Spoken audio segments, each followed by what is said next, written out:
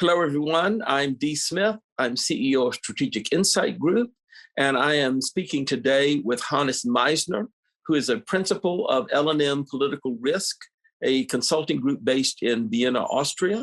Hannes, it's very good to see you as always. Very good to see you, Dee. I'm very much looking forward to our discussion today. Thank you for the invitation.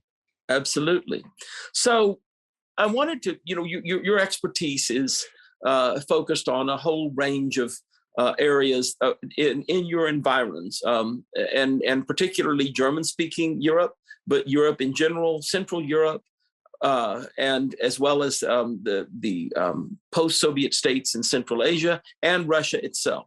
So I wanted to talk to you about what the attitudes and opinions and moving forces are, so to speak, in those areas where you operate and close to where you live, and discuss where you see things going and what you see as the motivations behind the things that have happened in recent times.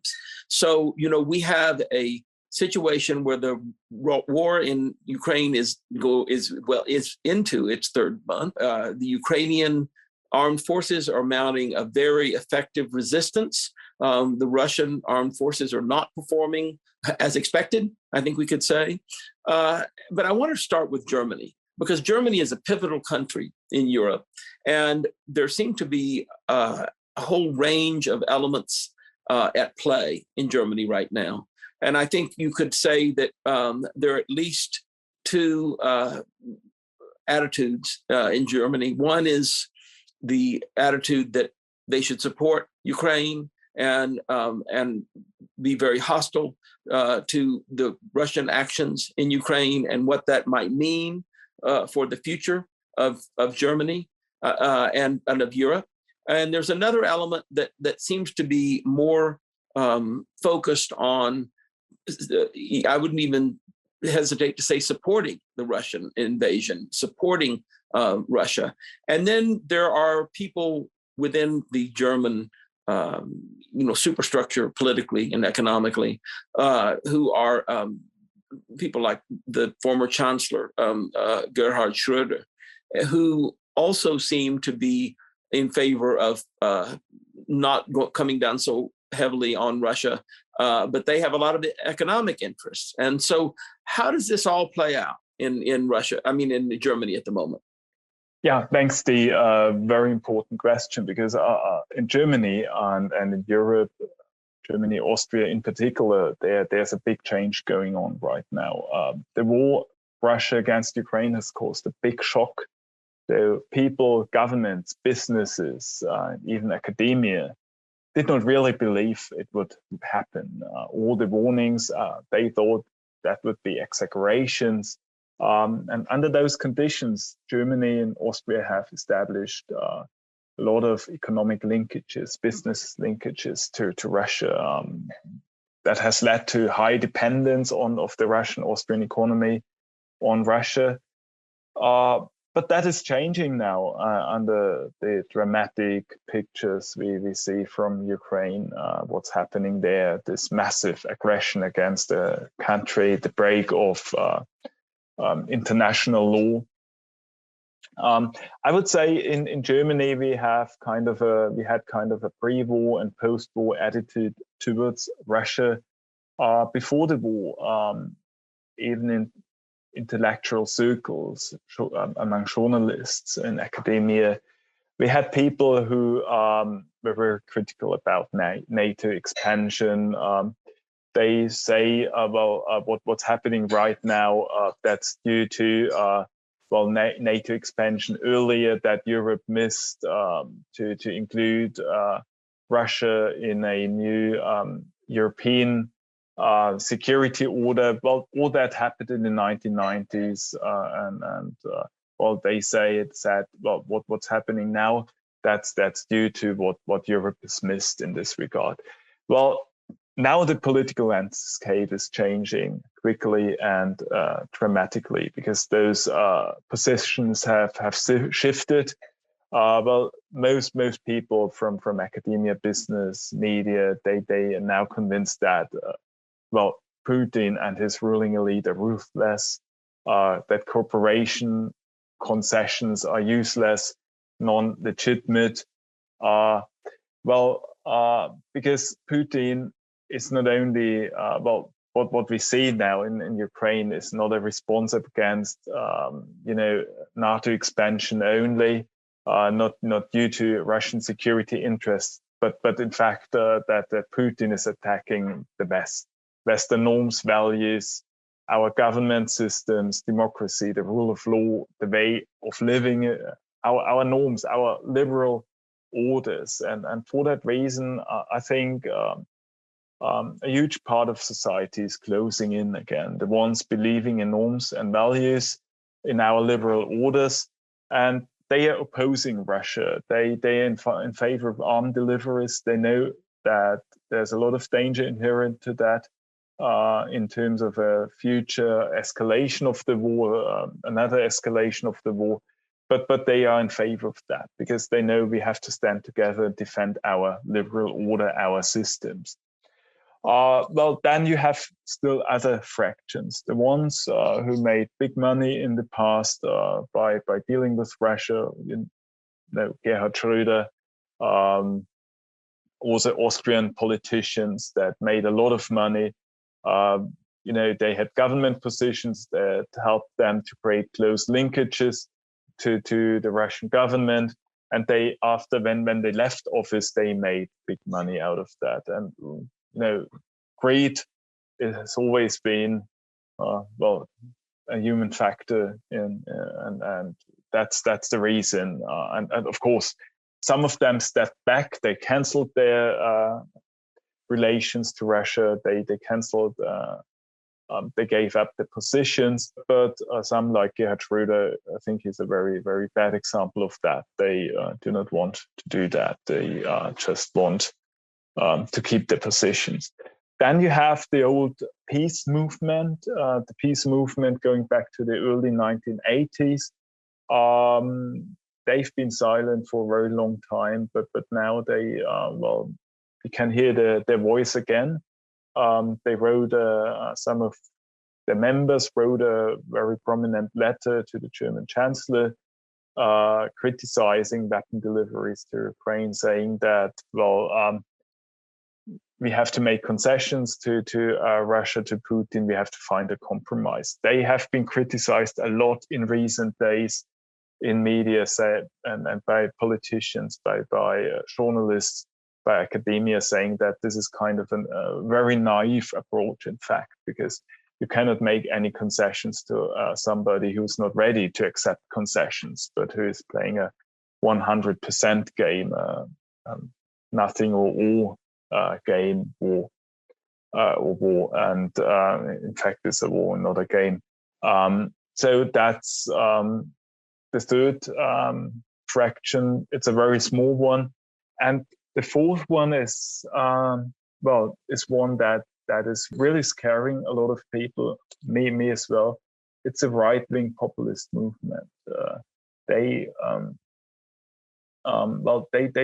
try to find arguments in favor of Russia. We have in the German-speaking area in Germany, Austria, we have a special term for those people. We call it Russlandversteher. Russia understanders. That's the direct English translation, and that tells us a lot about their motives. And they're very critical about the West. They are very critical about the US. They try to understand Russia and Putin. And the arguments they draw on are exactly the same arguments Putin has. Saying that it's the Western's fault that the war is happening now. The only thing is that the way they present those arguments a bit softer than what we hear in Russia. But that's a big challenge. Those people play with emotions, and that's I would say a new dividing line in our societies. It's not about generations, it's about people ready to defend our norms and values, democracy and liberalism, and the ones who the right-wing populists, the ones who that would like to establish kind of a authoritarian system, maybe not as hard as the one we see in Russia, but this kind of Hungarian style, Orban style government system, with a certain degree of autocracy, a harsh grip on media, and I think that's the fourth fraction, and they are growing, and that's a big danger. In looking at this, what do you think is motivating this far right element? Do they really believe this? Are they really focused on an emotional desire to have a father figure or a mother figure kind to take over and take care of things, or is it just a cynical grab for power? Well, in this context, the way they deal with Russia and the Russian aggression and how they defend Putin, I think to a certain degree they defend their norms and what they really believe in. They tend to be authoritarian, anti-liberal, and Putin or other strong leaders are kind of father figures in that context. So I really, in this case, I really believe they really defend that and Putin. But we see other cases like the COVID-19 pandemic. In this context, they played a different game. Here in the very beginning, they had the position that the state is not doing enough for health, maintaining health, that the state should do much more, should be much more authoritarian and security related in terms of how to respond to the pandemic or the virus coming over from China.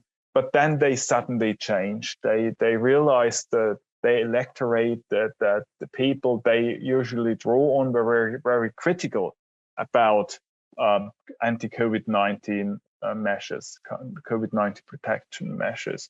So they suddenly changed and they suddenly drew on a new strategy. They were then from that time on critical about COVID-19 measures. So that was really a 80%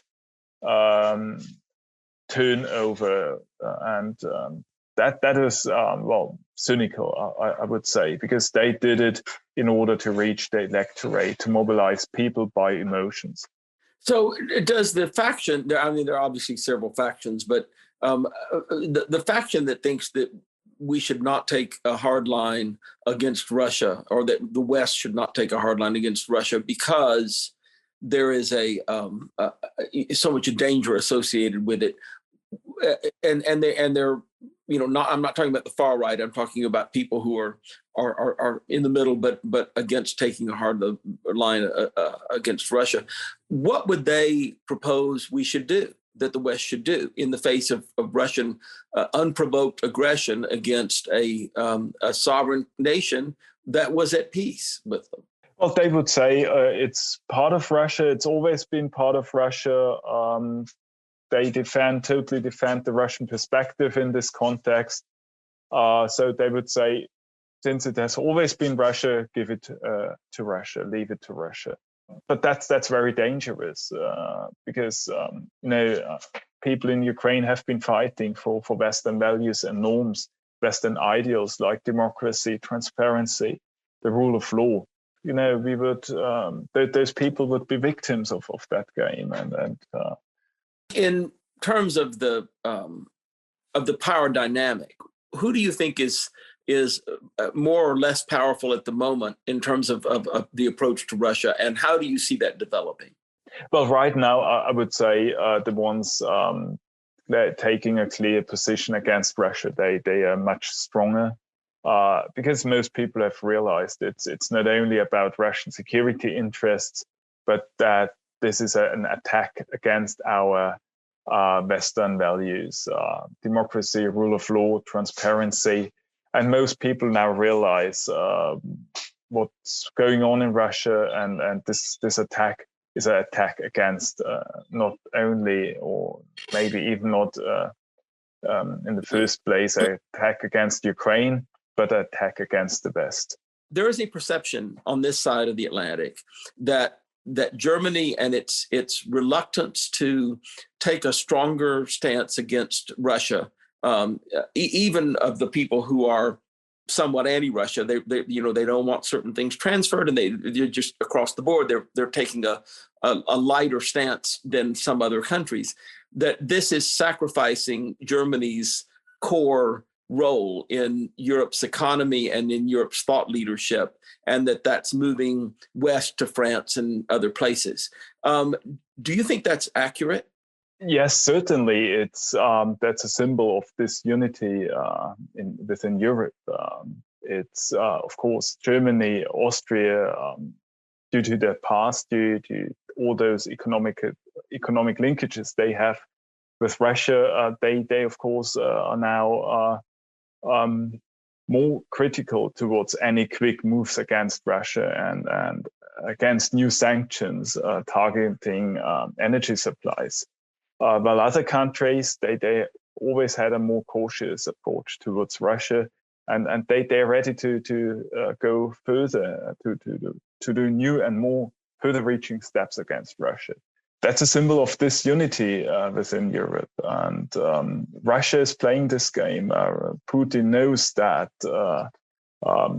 Europe is a very heterogeneous territory, or made up by different countries with different cultures, political cultures, different economic structure, economic interests. For Putin, that opens up rooms to get into that and split up Europe even further. Of course, in the very beginning, everybody was even enthusiastic about, that Europe stands together now, that they implement harsh, far-reaching sanctions against Russia, that the NATO is more united than ever before.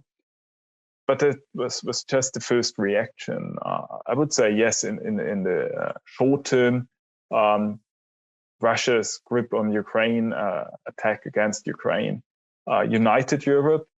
But what will happen in the mid and long term? That's a big question, and Putin knows that, and Russia knows that, and that's our weakness. The weakness of Europe being disunited due to very, very different political cultures, different histories, different experiences the countries have made in the past, and of course due to different economic interests.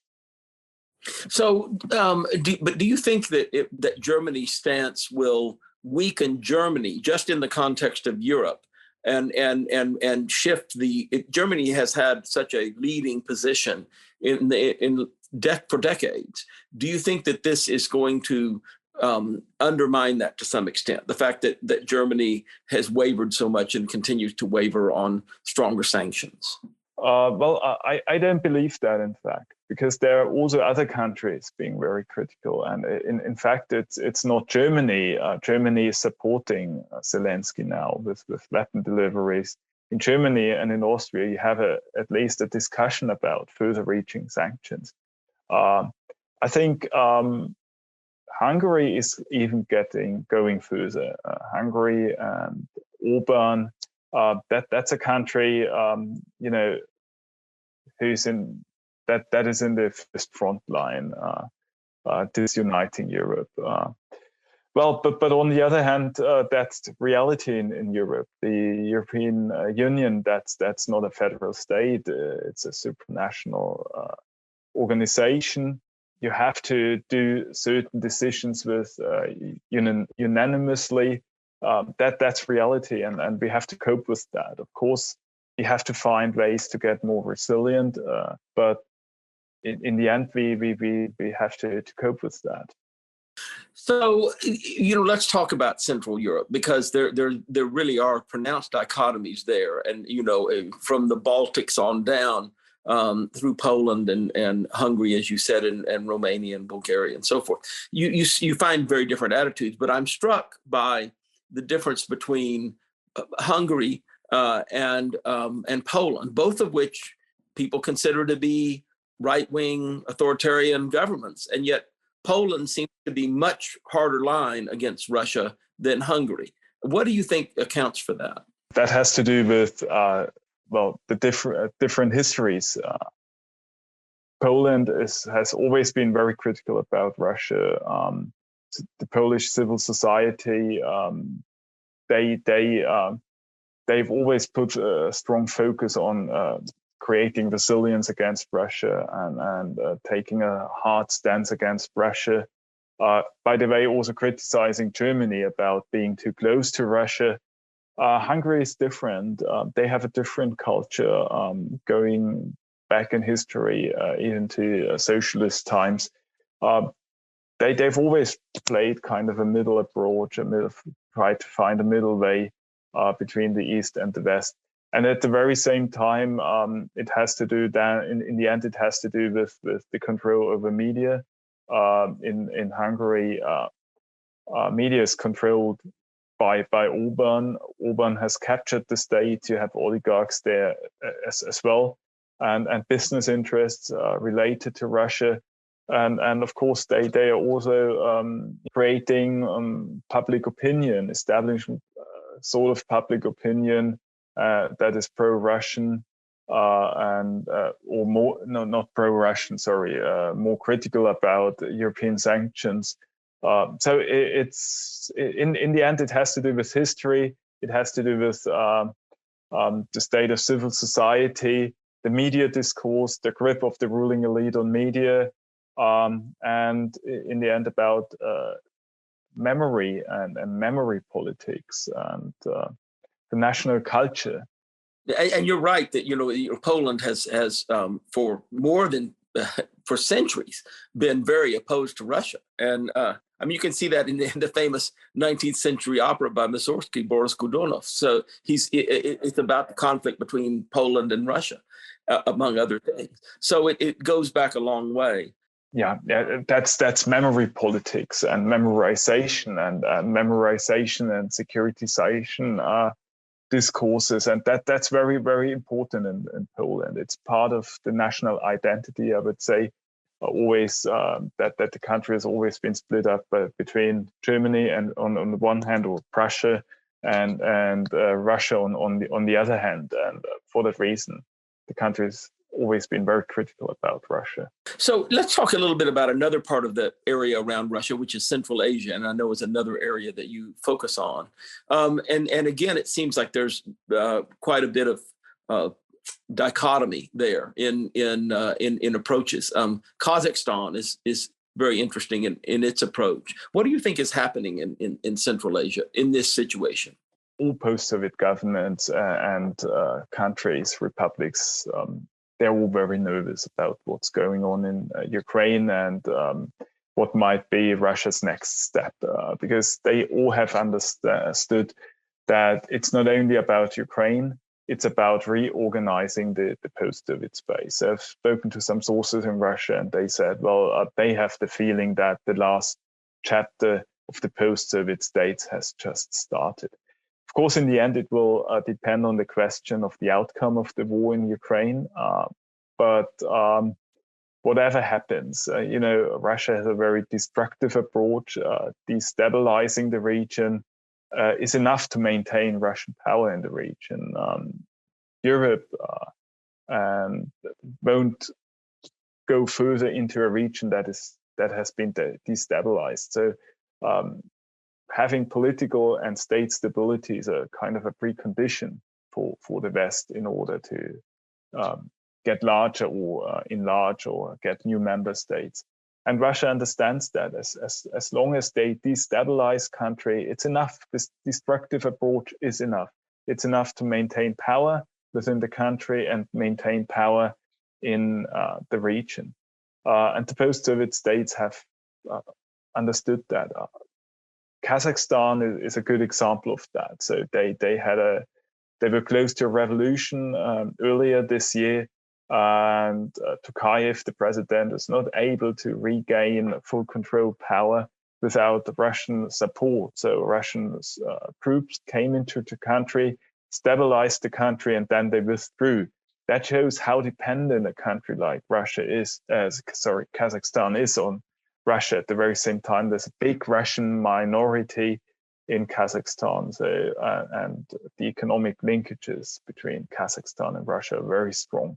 So all those countries are highly dependent on Russia. That goes back to Soviet times, the Soviet economic model. Those countries were underdeveloped. They were the suppliers of raw materials. They supplied it to the West, and you had all the production industrial facilities in the West, and those countries they then gained the products and some compensation subsidies. That is a Soviet economic model that still, to a certain degree, still lives on today. Of course, China is moving into the region with huge investments, but still, from a security perspective and from a political perspective, all those countries are highly dependent on Russia. Well, the most nervous countries are probably Moldova and Georgia. People are there really nervous. They had a very pro-Western approach in the past. So today, maybe Georgia not that much anymore. But under Saakashvili, the country was very pro-Western. Moldova, it's another, currently they have a pro-Western government. Civil society is very pro-Western. They have close cultural ties to Romania. And at the very same time, there are frozen conflicts in both countries. It's Transnistria in Moldova, it's Abkhazia and South Ossetia in Georgia. And they know Russia could easily play the same game as in Ukraine. It would be, in the end, it would be much easier for Russia, because those are very small countries. And Ukraine is actually a country that could, with a big army, but those countries, they would have no chance. And that's what everybody and all the people and governments are fearing. They at the very same time, not knowing what's going to happen next, creates insecurity in the region right now. I mean, Putin has recently said that this is not a war against Ukraine. It's a war of Russia against, it's a war of worldviews, I think is the term he used, Russia against the West. And what does that mean in practice? I mean, I think what you were saying is that your sources in Russia have said that this is a kind of a final reorganization of the post-Soviet space. And if I'm understanding that correctly, it's that Russia simply wants to be a spoiler. It wants to keep those countries in so much chaos that they can't affect a powerful Western front against Russia. If that's the case, what does that mean for the future of Russian military activity in terms of moving past Ukraine into these other areas? What do you think will happen? Well, basically, I fully agree with you that that's not a war against Ukraine. It's a war against NATO for security reasons. And it's a war against the West for the reason that Russia, Putin, or the Russian clique, the ruling elite, that they fear very much the Western model of democracy, the rule of law. So in the past, they realized, well, we'll put it this way, one of the main arguments has always been that Orthodox societies like the Russian one, the Ukrainian one, the Belarusian one, that they are not ready for democracy and the rule of law, that it would not fit to their historical cultural context. But then, the Ukrainian society proved the opposite.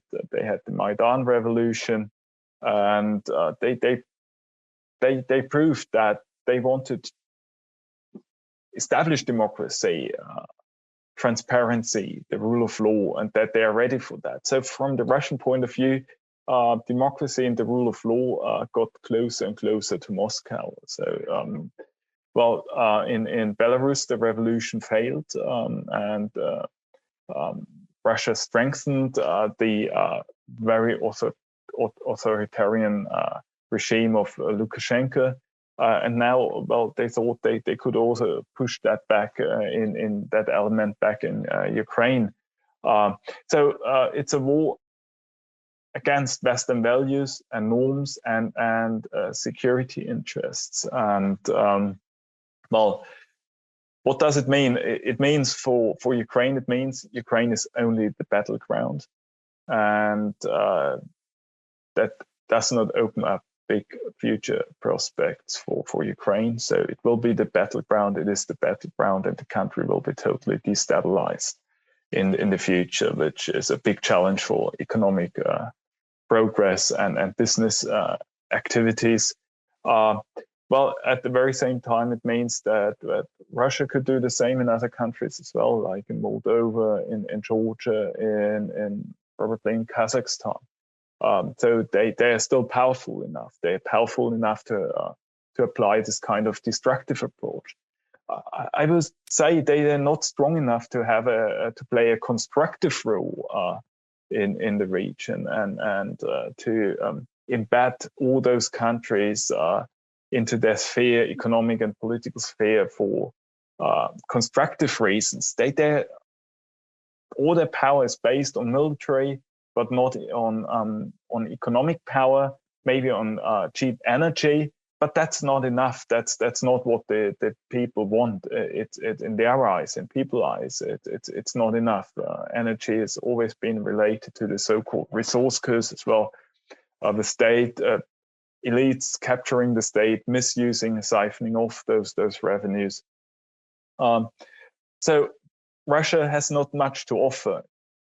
The power is military power, and military power is just strong enough to play a destructive role.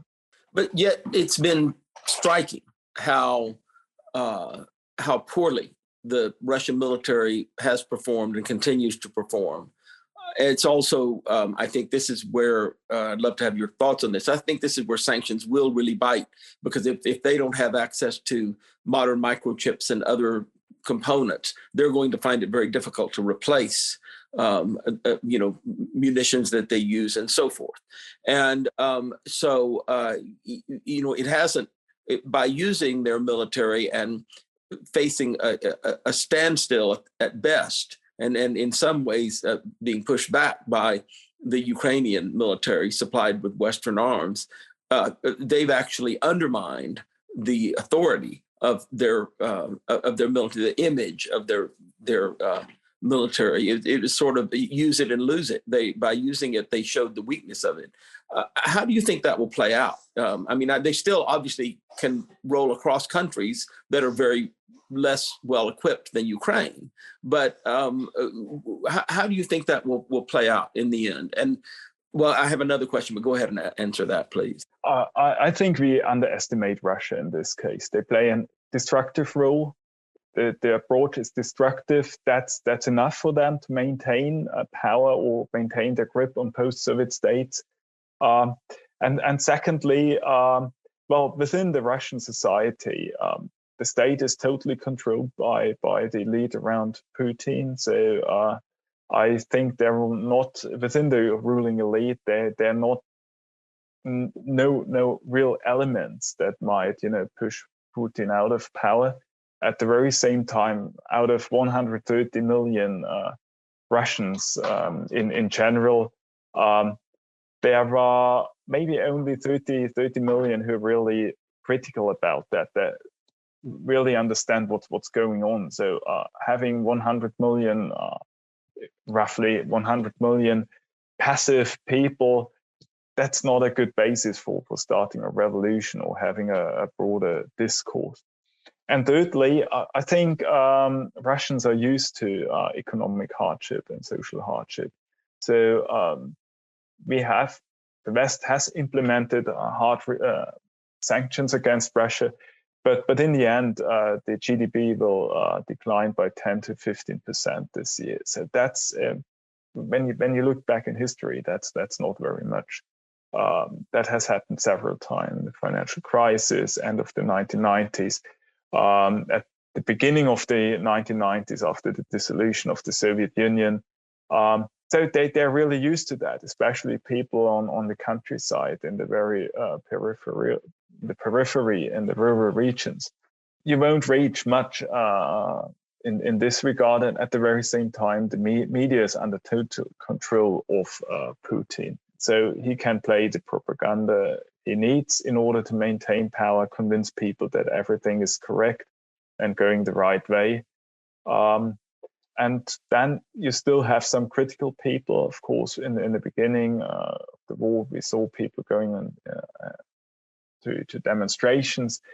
But what happened in the end, they went to prison right away. So there was no possibility for people to gather and start collecting people around them. So that's a zero tolerance strategy against demonstrations. And this in combination is a very, very, very difficult constellation in terms of any prospects of having a regime change in Russia in the future. I do not believe in that, in fact. So a lot must happen in order to reach that.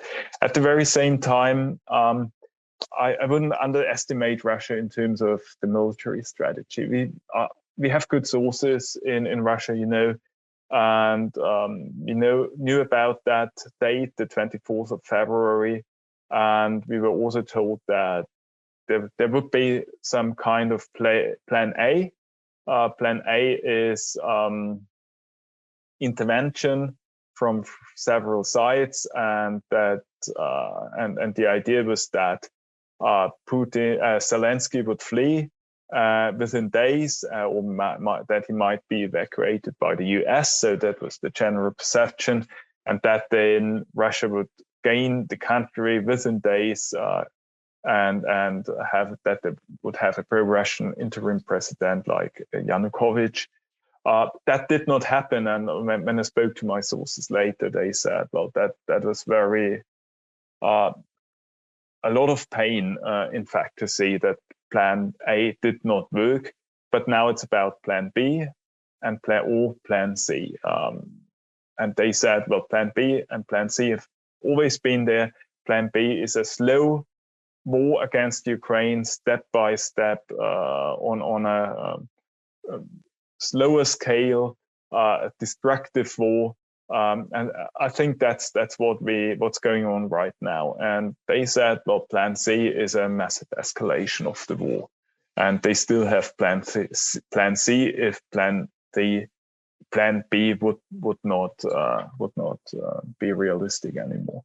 So and here again we have to understand it's this kind of destructive approach Russia is carrying out, and Russia has a lot of time. Putin has a lot of time in this way. In some sense, this slow approach, creates what Putin needs: refugees, disunity in Europe, refugees that are going into the West. Now we are all very tolerant, welcoming those refugees. I was told about soft power strategies Putin wants to apply against the West in the mid and long term. Creating disunity among the Russian population in Latvia, energy blockades against new member states, and creating refugee streams that are put into the European Union in order to destabilize and strengthen right-wing populist movements. At the very same time, using economic arguments and economic linkages in order to strengthen right-wing populist movement. And this destructive approach in Ukraine, slow war and in Ukraine, and then slow soft power mechanisms put against the West and Western societies. That's Putin's strategy.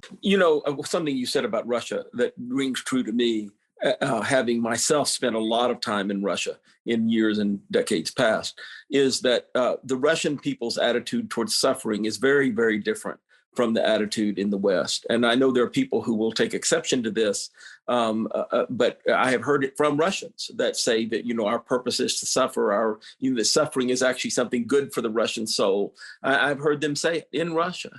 And I think that it does, and this is the part people will take exception to, I'm sure, but that it does culturally set the stage for an authoritarian type regime, because it's what they've had, and the times when they've had anything else, Kerensky in the early 20th century and Yeltsin in the late 20th century, are just a few months, really, very short period of years at most. And so, I'm agnostic about the question, but it is something that is said by Russians, and I think is therefore has to be taken seriously. Let me ask you about what the perception of the U.S. is in Europe at the moment in terms of the war and what the U.S. is doing to support it and so forth.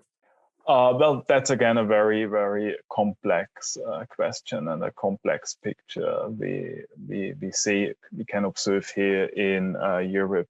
Well, of course, you have always pro-transatlantic forces supporting the US and being very pleased for US support in Europe.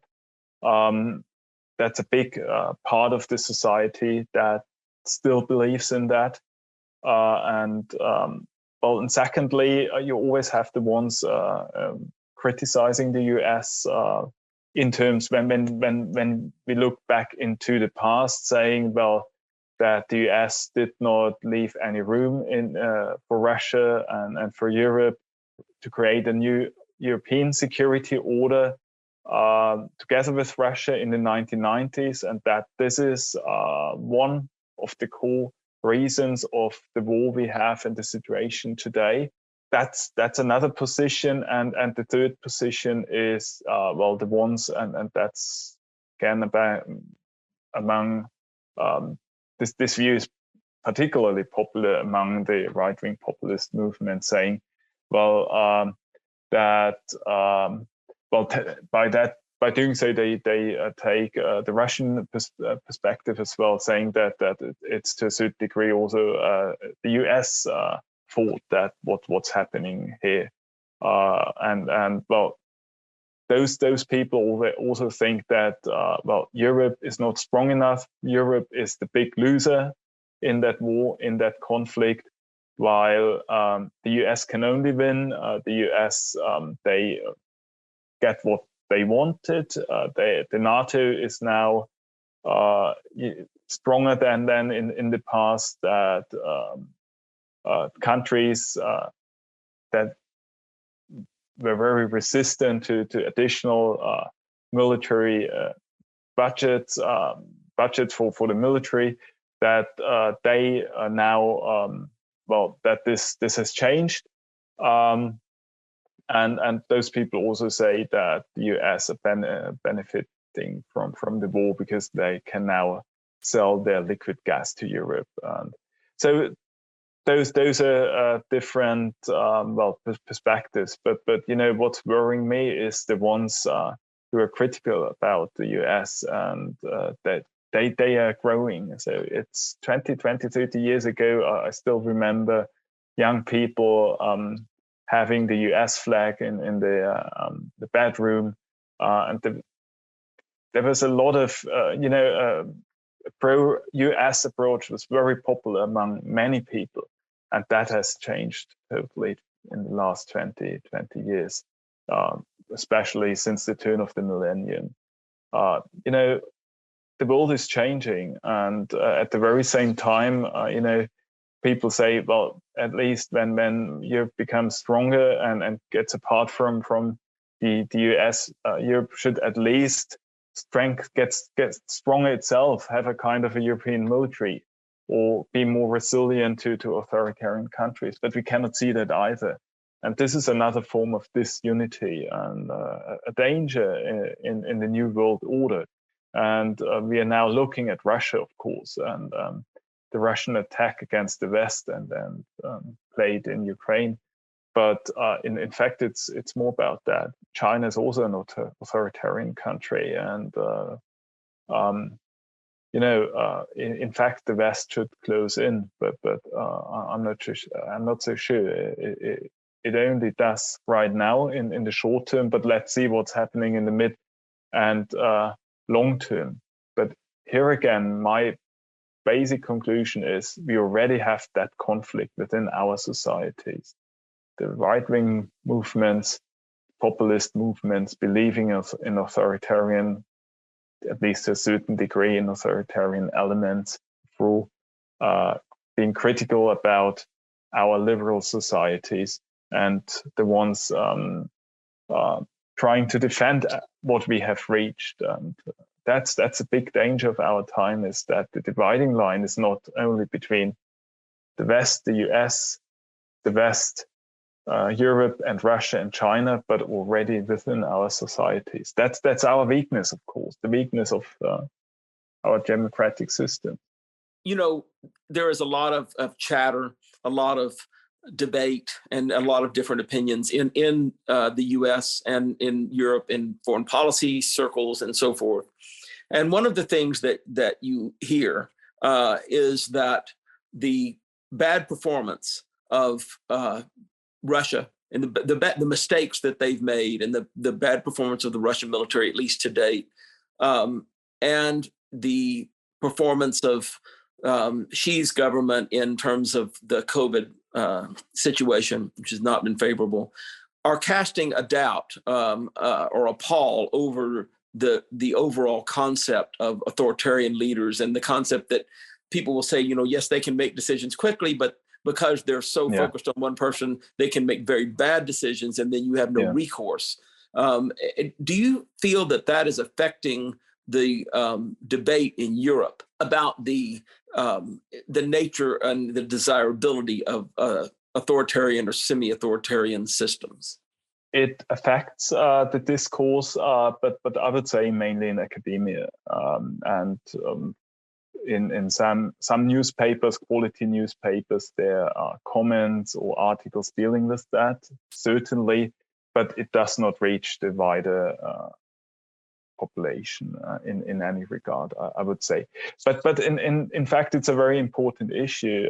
We've been talking so much about the weakness of our societies, but in fact, we should also look at the weakness of a authoritarian country like Russia. And there are two core elements of weakness we can observe right now. It's firstly, the misperception and miscalculation.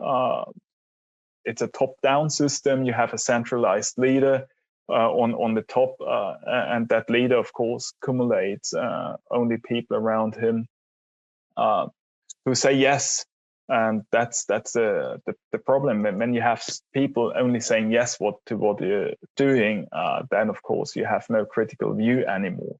I think that's a very human effect and big problem of authoritarian countries. We have a wide discourse in our societies, an expert discourse, and expert opinions and positions. They are a core element of our decisions in our systems. So, of course, and for that reason, we always have a critical view. Sometimes maybe we are too cautious then in the end.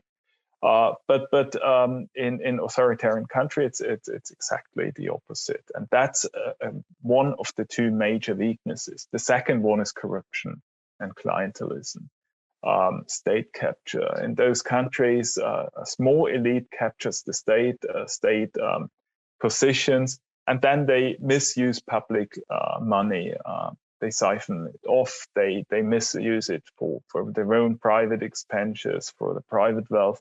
So a lot of money gets lost in the end.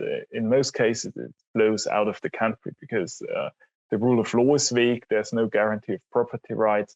So what do those people do belonging to the ruling elite? They try to get the money out of the country as quickly as possible. And then they invest it in property, in real estate, in big and nice yachts. And that's obviously what happened in Russia as well. So that's on the paper, I would say the Russian army seems to be very strong, equipped by best and new technology. In the end, a lot of that money was just diverted and went into dark channels. And that's certainly one of the reasons why the country and the military is much weaker than expected. And also in such a context, when you have this kind of top-down approach, authoritarian system, no private initiative, people do not take care about anything. So the equipment and in terms of existing materials and military equipment, there were, nobody took care of that. So in the end, a lot of equipment was not ready for war. That's another core feature and another weakness of authoritarian countries. But here again, we should not underestimate Russia. They get a lot of money thanks to the export of oil and gas. They still have enough money, when we had this first round of sanctions, everybody was looking at the ruble exchange rate, which really went down, but now it's up again, recovered. And here again, thanks to huge oil and gas income. So Russia still has the money from the export of natural resources to carry out war in the long term, to be, to buy military equipment, buy weapons, and that puts Russia in the short term and the midterm in a very comfortable position. In the long term, it might change, because when we really see the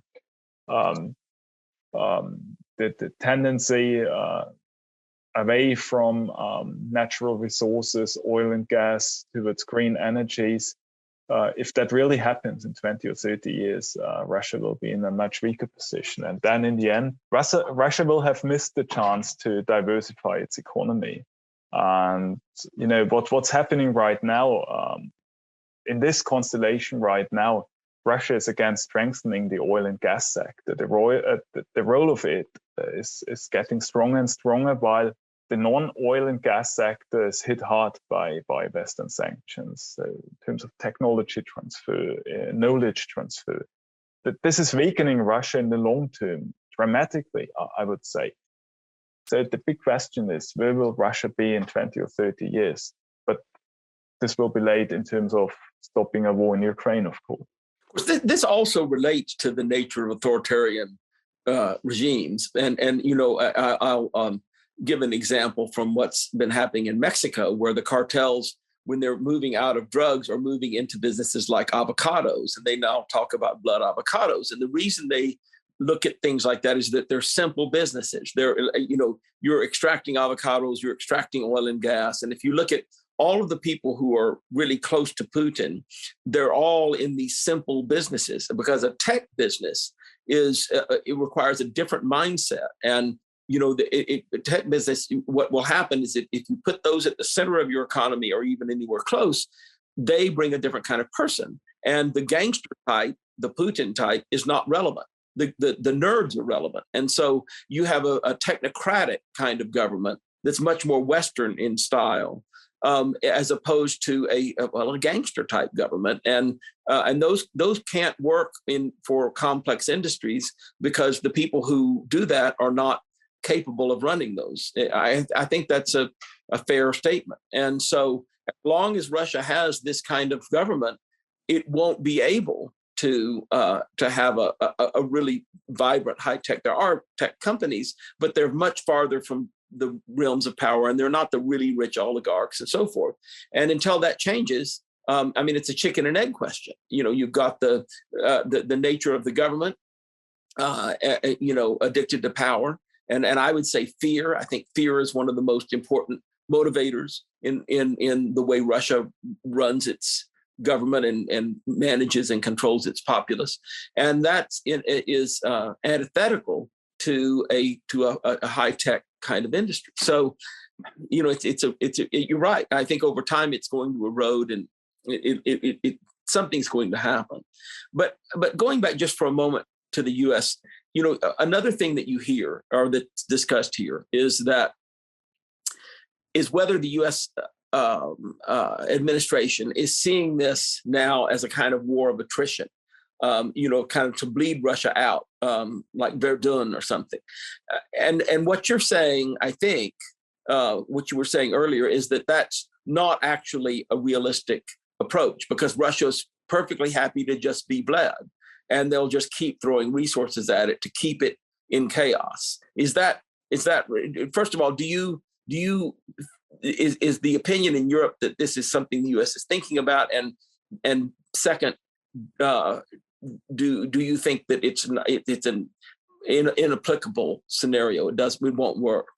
No, in fact, you're absolutely right, and I think many people believe that this is a war of attrition, and but actually on both sides. So on the one hand, the US they try to weaken Russia as far as possible. The Russian military, Russia is bleeding certainly, but the question is rather that how much blood they have, and whether they have the sources to produce more and more blood by oil and gas incomes. And in the end, the question is rather will the population be silent, or how long will they be silent when they see that family members are killed in the war, that soldiers are dying.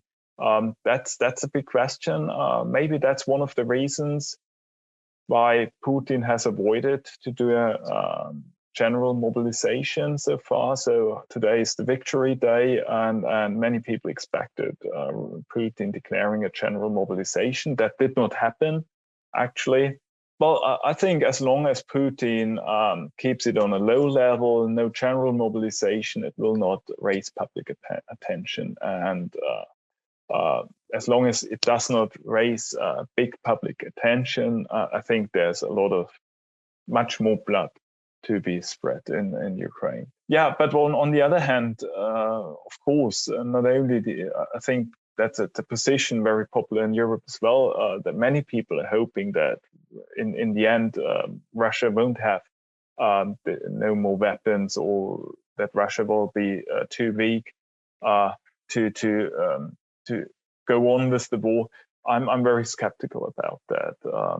Actually, I do not know any war in the world that ended because one party did not have any weapons anymore, and secondly, particularly in terms of Russia has huge oil and gas incomes. When they do not sell it to Europe or the West, they will sell it to China, and the general economy will suffer from that. But there will always be enough money to channel into the military complex. Well, there's always a black market. There's always a black market. There's a black market, and all those governments under the conditions of state capture, they part of the black market. Black market is part of political life and economic life in those countries. So, I mean, the United States has basically almost stated officially that their policy is to weaken Russia to the point that it can't do this again. And what you're saying is that that's an ill-advised policy, because you can never get there. Yes, I actually believe so. But on the other hand, as long as Russia has not gained full control over Ukraine, it will most likely not start any further war in the other country. But maybe under the conditions of a destructive strategy, and even fear is part of that, all the other countries will already get one step further towards Russia, because you have no real scenario of what will happen, and maybe Russia will attack them, maybe not. But that will scare off investors. That will scare off,